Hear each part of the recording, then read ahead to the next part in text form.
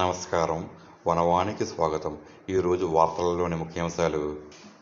పోలవరం జిల్లా రంపచోడవరం మండలం పరిధిలోని పోలవరం జంక్షన్ వద్ద పోలీసులు ఆదివారం ముమ్మర వాహన తనిఖీలు చేపట్టారు.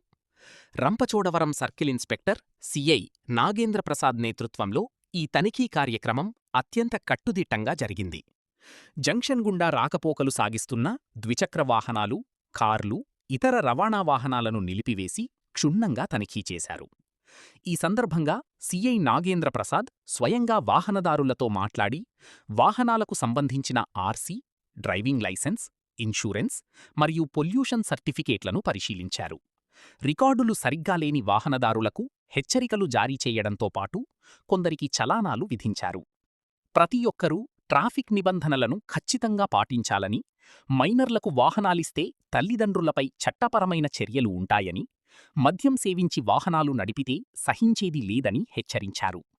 ప్రయాణాల్లో భద్రత అత్యంత ముఖ్యమని, ద్విచక్ర వాహనదారులు తప్పనిసరిగా హెల్మెట్ ధరించాలని, కార్లలో ప్రయాణించేవారు సీట్ బెల్ట్ పెట్టుకోవాలని సిఐ సూచించారు.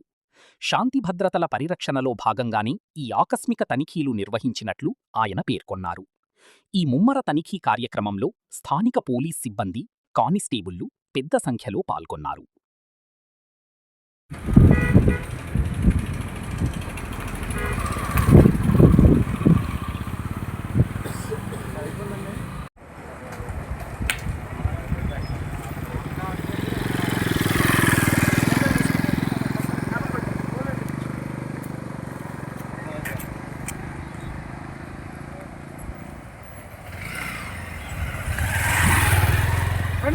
బండి దగ్గర ఉండి ఏం చెప్పాను నేను? బండి దగ్గర ఉండరా బాబు, 5 నిమిషాలు ఉండు.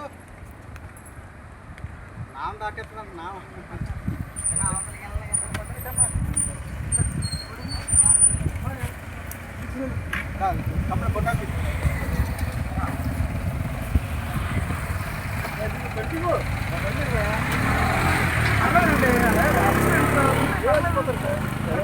బాబు రారా, బాబు రా, రా అది చూసుకోండి.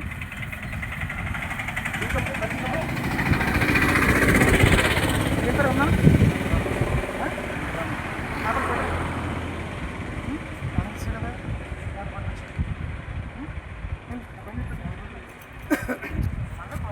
వాటర్